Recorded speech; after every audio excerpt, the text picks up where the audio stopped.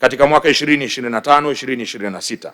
serikali imeendelea kuchukua hatua kuimarisha uzalishaji wa umeme nchini, ambapo hadi kufikia mwezi Machi 2026 uwezo wa mitambo ya kuzalisha umeme uliongezeka na kufikia megawati 4522.54 ikilinganishwa na megawati 4031.71 zilizokuwepo mwezi Machi 2025, sawa na ongezeko la asilimia 12.17 kama inavyofafanuliwa katika jedwali namba 1 na kiambatisho namba 1 cha hotuba yangu. Ili umeme unaozalishwa uweze kutumika na mlaji wa mwisho,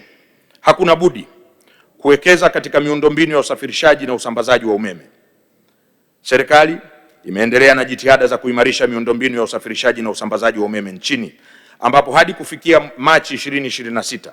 urefu wa miundombinu ya kusafirishia umeme nchini ulikuwa umefikia jumla ya kilomita 8500.38 ikilinganishwa na kilomita 7809.67 zilizokuwa zimefikiwa Machi 2025, sawa na ongezeko la asilimia 9.